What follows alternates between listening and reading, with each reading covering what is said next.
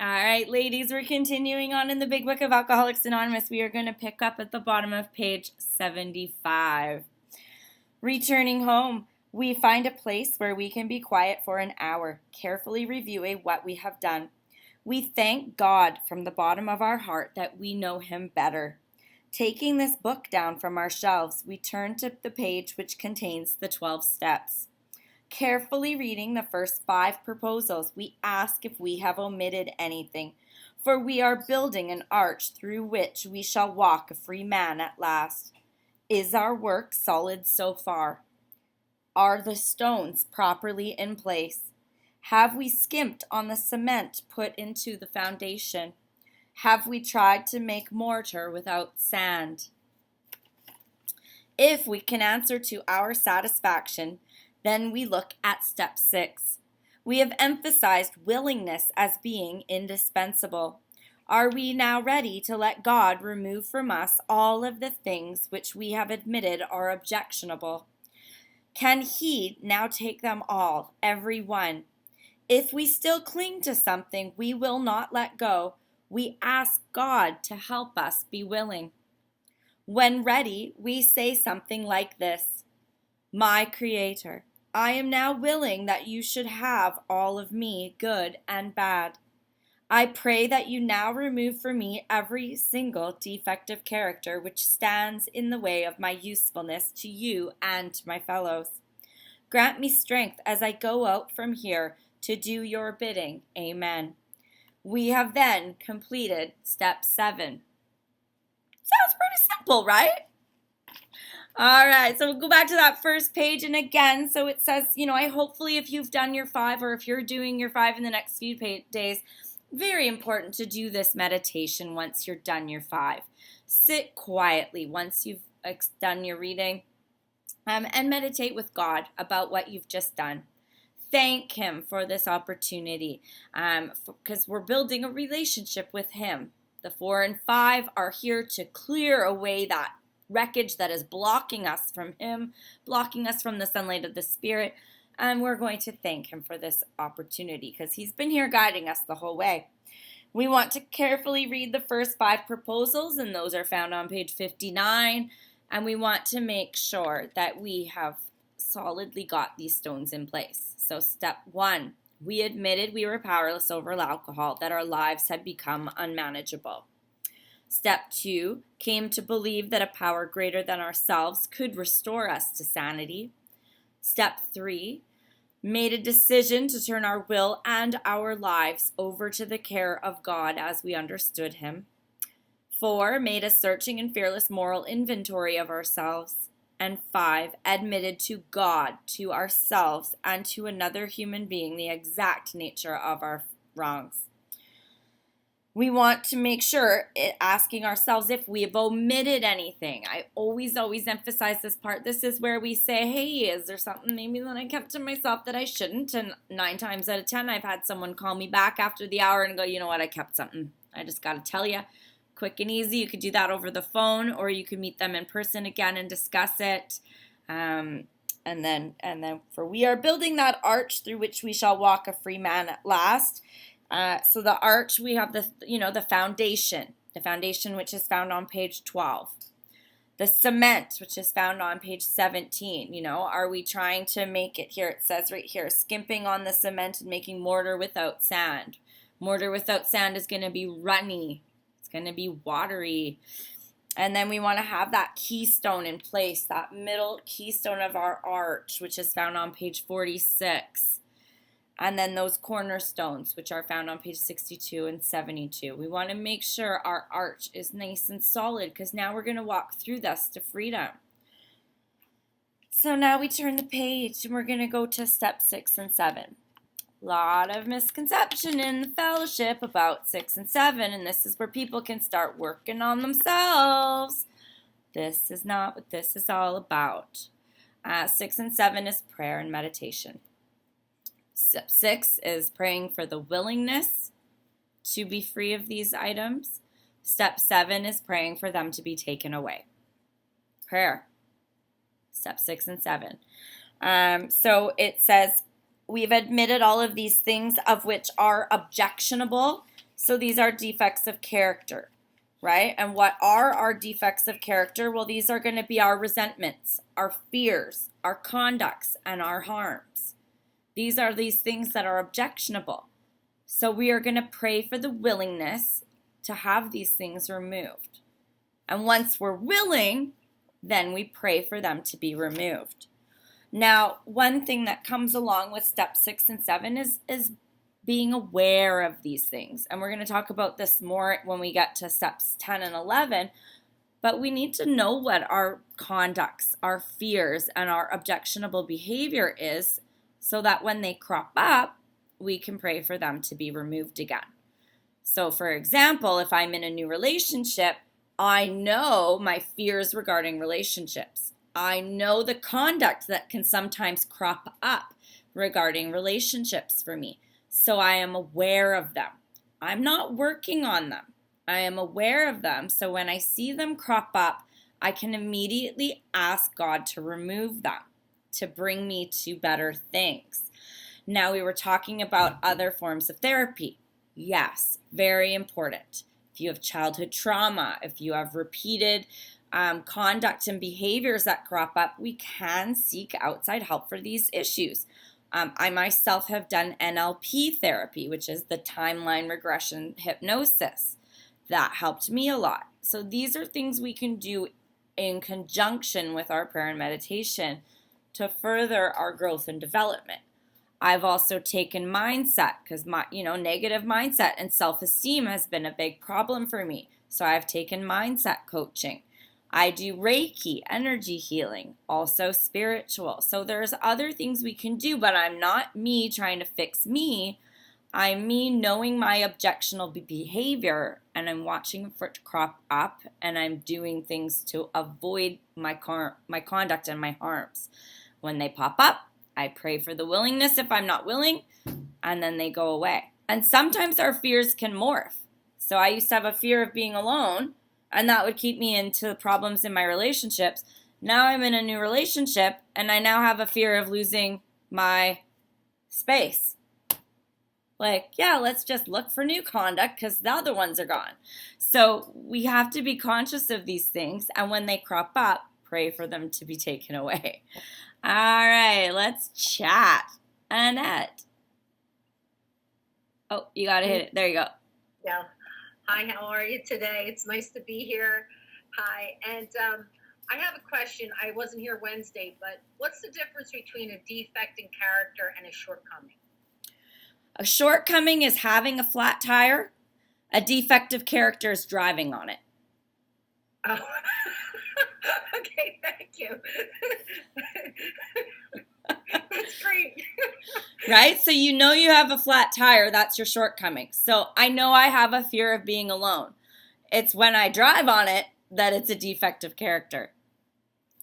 All right. Shelly. Yeah, I've heard somebody recently in my before the pandemic in my local meetings discussing thinking there's a difference between the two. Look, sweetheart, they both mean the same thing. They both mean falling short. It's just Bill was trying not to be redundant and use the same term, so he used two different terms. But spiritually, as a born again Christian, to me, they're all sins. A sin is a sin is a sin. Whatever name you want to stick on it, it's something that's a violation of God's moral law. And so I'm just saying that, but the two words are just two, they're like synonyms of the same thing. So they don't mean two different things. I highly disagree with that. Highly disagree, because a shortcoming is having this fear or having behavioral issues, and a defective character is definitely acting on it. Because I can have a fear of being alone, but if I don't act on it, I'm not acting in my defective character. So that's my tire analogy is, if I have a flat tire, I know I have a flat tire. If I start driving on it, that's a completely different thing. All right, more conversation on this. Step 6 and 7. And I say that our behavior is important, but that God looks on our heart, and that's where it starts. So if we're having something going on internally, it's still a failure and a shortcoming and a character defect. It's just an internal one. It would be a shortcoming, but if you actually acted on it, then it's a defective character. Kelly D. We agree to disagree.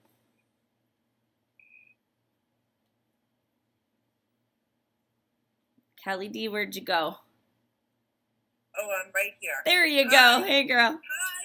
Thanks, Kim. Hi, everybody. Happy Friday. My name is Kelly. I'm an alcoholic. I love the analogy that you said. The driving on the flat tire. Someone told me that 6 is the pick and 7's the shovel. And I like that analogy too. And it's like someone explained, because I used to get confused too when I first came into AA. I was like, well, what is that? What does that mean? What's the difference?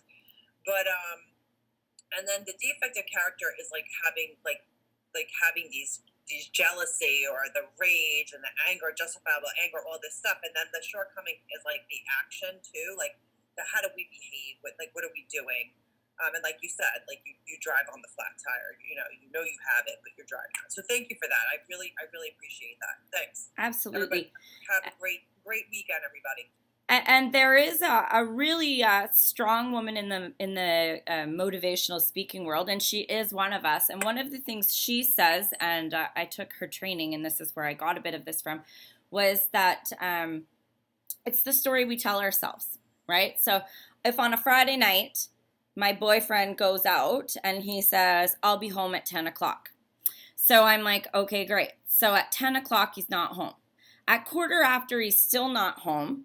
And here comes my shortcomings. My fears pop up, right? And I'm like, okay, and I try to call him, and it goes straight to voicemail. So here's where my defects of character could pop up, where I'm instantly going to the negative. I'm going to lose my shit and accuse him of cheating, lying, stealing, and things. But when I pray about it and I stop and meditate, I'm aware of the shortcoming that's cropping up. So I'm able to change the story I tell myself and go with my rational mind, not my crazy, emotional, defective character mind, where I can say, okay, what could be the story instead of going to the reaction? Maybe he got a flat tire, it's raining, he's on the side of the road trying to change his tire, and he's not out lying, cheating, stealing, and cheating.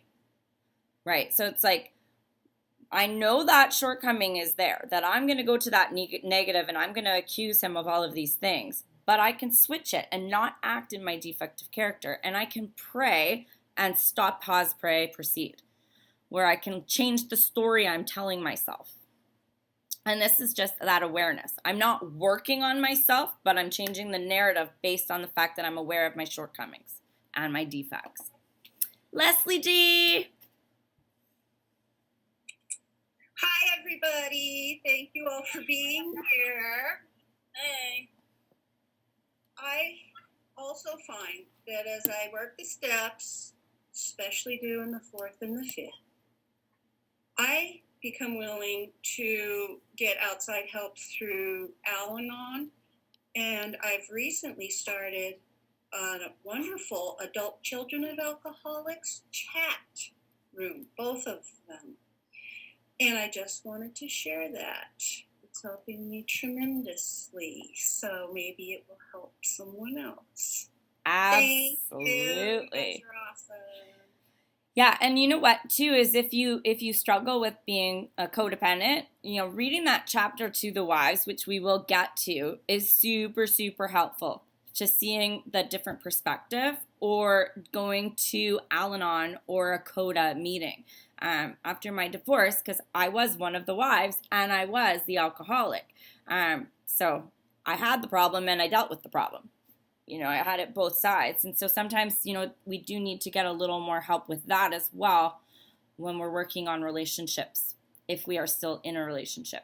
Christine.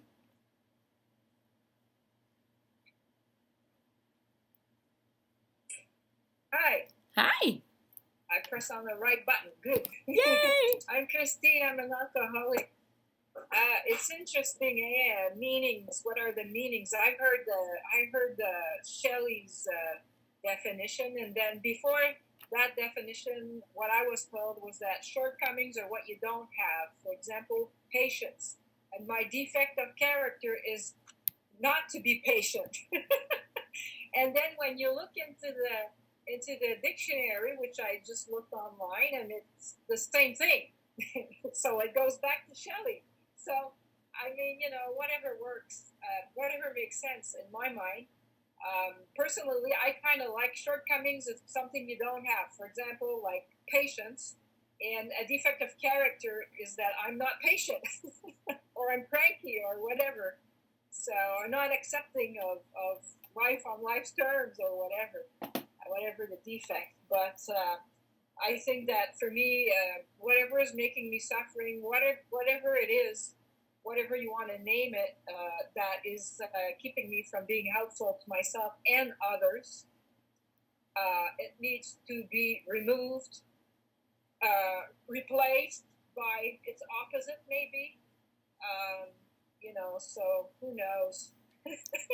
That's right. So the number one thing is we don't want to get to the point where it's self working on self. Because this is where we got ourselves to by working on ourselves and following ourselves. And so, even in that step 7, when we look to God, when we see these things crop up, is, I find myself, say, driving along and, Buddy cuts me off. And I don't have to do a full 7 prayer. I can be like, God help me, because I know I'm getting angry. Or if I'm talking to someone and I'm getting judgmental, I catch myself and I'm like, oh, I don't even have to do a long prayer. I'm like, God help me, because I know what it is and I'm just shifting it and asking him to remove it. Like judgmental comes up for me all the time, and it's like, just God help me. I don't even need to say, God help me for being judgmental. Let me be of service to you. Thy will be done. I don't need to do that. I just am like, let's bring it back. I'm here to be an agent of God. God help me, because I know I'm being judgmental. Justine. Hey everyone, Justine Alcoholic. I want to say something real quick on those steps there. So steps 6 and 7.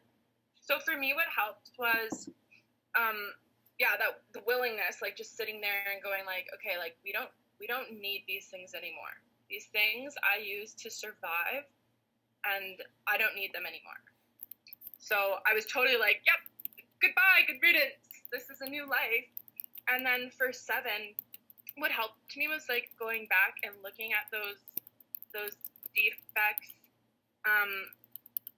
and like listing them out. And so when I was doing that prayer and asking for them to be removed, I reflected on each one and said it out loud. And I think that helped, because I think the point is it's being able to catch those thoughts and those defects. So then you can change your reaction and your behavior to what you would have done in the past, right? When our lives were kind of unmanageable, and we had these issues. So it's, for me, I'm like, that's a huge relief, because now I'm like in tune to those defects, and I know those defects. I put them down on paper. I can see them physically, and now I know, so when they pop up, I can ask for help, and I can say, okay, you know what, this isn't how I want to carry on. This isn't what's right. This isn't what's right for me. And I have to step back and kind of like get out of yourself. And then I think, it's just catching those things before we act on them. That makes sense. So I love you all.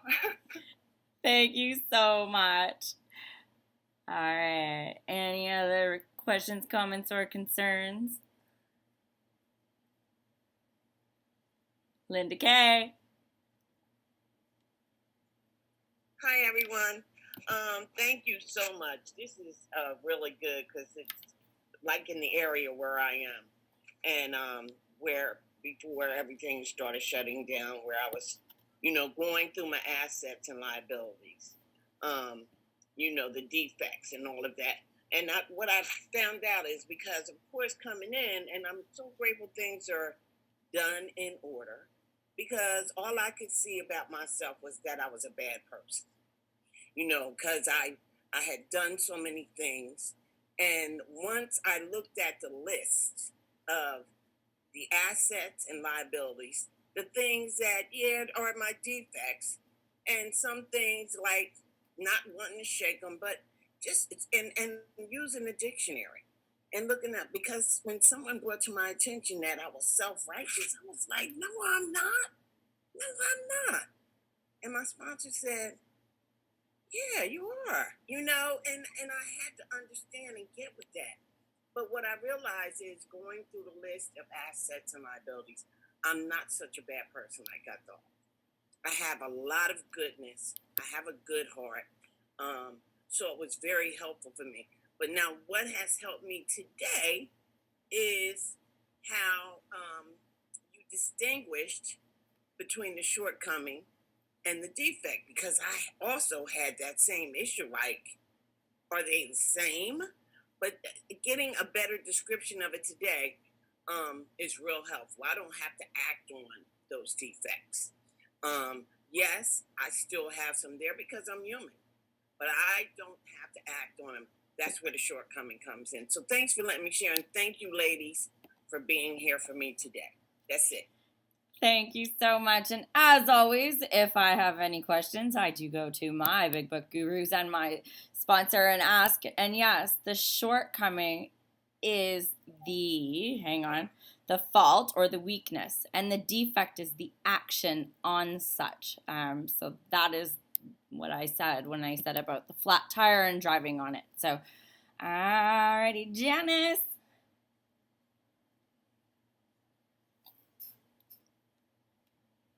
I love these mutes and unmutes. Am I unmuted? Yeah, you are. Okay. Just real quick, it came to mind when there was, between the shortcomings and the defects of character.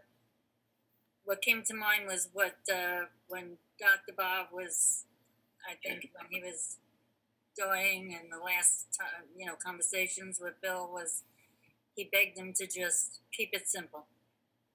And that's what I live by. And there's still things in the program, like when we talk about, we got to do the work, and that's always, I still to this day, after how many years, reading these books, and it's still something goes up, against my grain, because I believe totally it's God doing the work.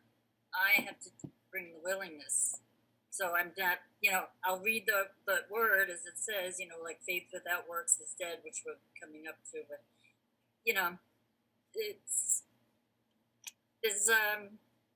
it's all good. As long as something's working for you, it's all good. Tomato, just let's keep it simple and remember, God's in charge and He loves all of us the same. Absolutely. I will say that there is a reason that there is a difference in them, and we have to be aware of it, because if we act on it, if we add the action to it, then that's where we get into the conduct and the harms. So if we have the shortcoming and we are aware of it, then we are able to pray it away before it becomes something that causes that conduct to come out and people to be harmed, in which we'll need to make an amends. Because when we're acting on our defective character, that's a whole nother difference than having a shortcoming crop up, a big time, right? So if I'm in my car and I'm driving and I'm like getting mad because the guy cut me off, right? I'm able to say, God help me, and pray.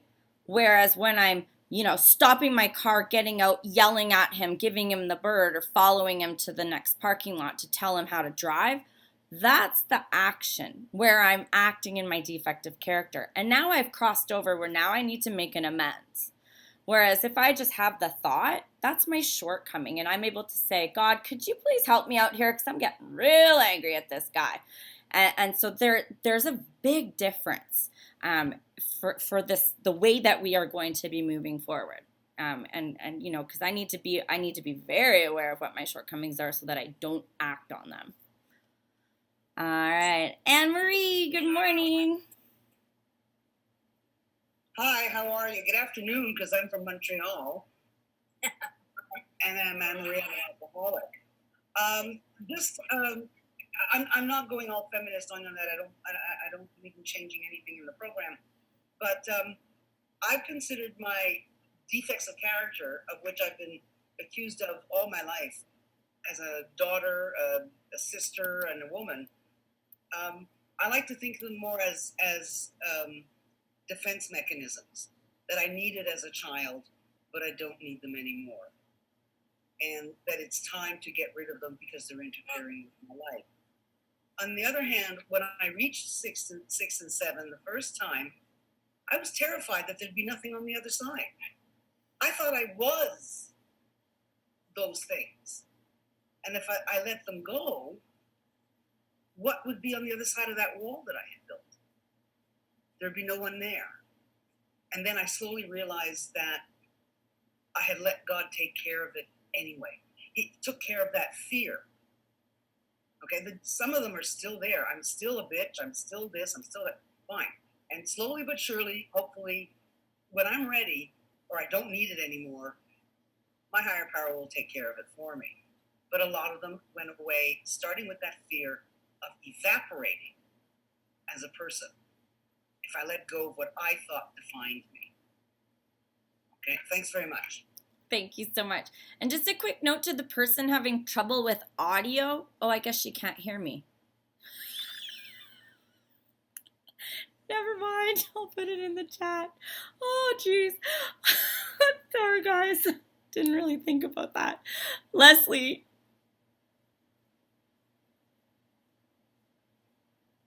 Whoop, do it again. There we go. Am I on? Yeah. Okay. Just a question. Now, my husband says to me, and I quote, "I swear to God you grew up on the street." Unquote. He said that to me a couple of times, and to me, this is a real put down. But it just chaps my hide. But I really don't know what it means. I'm Googling it. I'm not, never been a hooker, never worked in the sex trade, dancing or anything like that. I was a retired nurse, for crying out loud. I just don't know what he means. Can you enlighten me so I could pray that little thing away? Thanks. Well, sounds like a him problem, not a you problem. And like we've said before, a lot of the times when people throw things at us, it's more a reflection of how they're feeling about themselves than it is about what they're actually saying to you. Right? So usually what people throw out to you is a reflection of how they're feeling internally. And it's just something you've done has triggered something in him that's making him have that turmoil. Other people's opinions of me is not my business. My opinion of me and God's opinion of me is the only opinion that I care about. You see, that's where I run into a problem with these steps, is because I'm letting go of the past, but it's always being thrown back up in my face. That's a him problem, not a you problem. Right? Yeah, I remember you saying that before. Yeah. That's a him problem, 100%. If you're getting right by you and by God, that's yours. That's yours. Like, right? Other people's opinions is none of my business. That's for him to go and deal with his issues. He should go deal with his resentments because you're dealing with yours. It's not your job to fix his resentments. It's your job to go through this process, make amends where you need to make amends. And what people do with that, that's up to them. So it usually only happens when he drinks. Well, yeah. Les, I think some Al-Anon and some Coda would really help you with that stuff. Coda, is that codependence? Yep. How did I know that? Kind of figured that. Thanks. Oh, I love you. But yeah, that's a him problem, right? Like, I'm cleaning my side of the street. I'm not coming and weeding your friggin' garden too. That's your business. I'm just going to clean up my tumbleweeds because my tumbleweeds are making a mess. And then what you do with it is your business. If you want to take the okay, so let's say I've cleaned up my yard, right? And I've put all the leaves in a bag. And now I've put that bag out for the trash man to take. That's his business if he comes and messes the leaves up again. Think of it that way, right? He's out there making a mess of the stuff that you're cleaning up. That's his problem. Right. Okay. Right? Thanks. So if you've picked up all the garbage, you put it all in a bag, and you've put it out on the side to get taken away by God, what's his business coming and shaking that garbage all over the lawn again? You see, that's the problem where he wanted to go back and revisit this anger and this hurt that I caused him, which was a result of me quitting drinking. Yeah. But I was waiting for him to sober up. You don't have to wait for anything. We're going to get to the amends process and we'll work through it. But you're cleaning up your side of the street. You're dealing with your resentments and you're going to make your amends. What he does with his stuff, it's his business. Okay. Yeah. Regina. Hi, I'm Regina. I'm an alcoholic. This discussion on the flat tire and driving on it is really good. Thank you so much for bringing that up. And you know when I go through my step 6 and 7 with my sponsor, she has me really focus on the character trait that's the opposite of what the shortcoming is. So if I'm being judgmental, she says to me, you know, in that moment when you want to be judgmental, try to have compassion. And so I interpreted that as, you know, when you said, you know, pausing and just saying, you know, God help me, that to me is my, like in that pause when I let God in, I have this opportunity to have more compassion. And it's amazing when I actually remember that, the situation gets so much better. I kind of sit there and I'm like, why was I so judgmental? You know, and the other thing is, she told me that when I get to this step, that I'm going to become so aware of it, that they're going to be in my face constantly, that she said you're going to feel like you're in a perpetual pause throughout the day. And that's so true, because I find myself not wanting to react, you know, not wanting, I don't want to be reactive. I want to be thoughtful. You know, I want to be what my higher power wants me to be. And it's amazing how that sort of, that thinking just sort of takes down all the stress that kind of goes on in my head when it comes up. So I just wanted to bring that up, that practicing the opposite of the defect is really helpful. It's been helpful for me. Right, and a good rule of thumb that I like, because we're talking about keeping it simple. Good rule of thumb is, you know, all of this is built in fear, right? Mm-hmm. So if we looked at when we did our step 4, we get to the fear column, which is the root of everything. We can trace it all down to fear. Well, what's the opposite of fear? Is love. And what is God, and God in our heart, is love and kindness. So if I'm over here and I'm in fear and hate and judgment, if I switch to the opposite of love and kindness, I'm automatically in God. So me and my will is like, my will's run on fear. Fear, fear, fear. Fear is the root of all of my will. And so the opposite, that for me, is God's will. And God's will is love and kindness. So there's the way I can easily, because, you know, I'll sit there, I'm like, what's the opposite of judgmental? Like, fuck if I know, I'd have to Google it, right?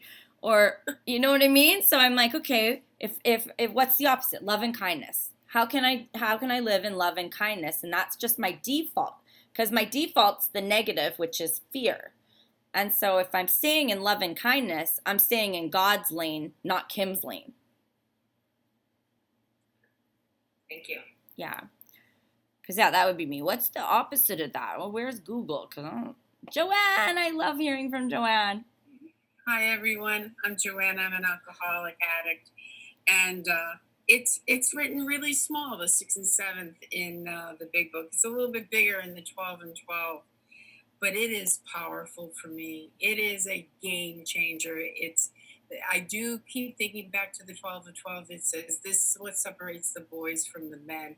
Well, for me, for me, it came in the words of, this is where I go from the street girl to a woman of dignity and honor.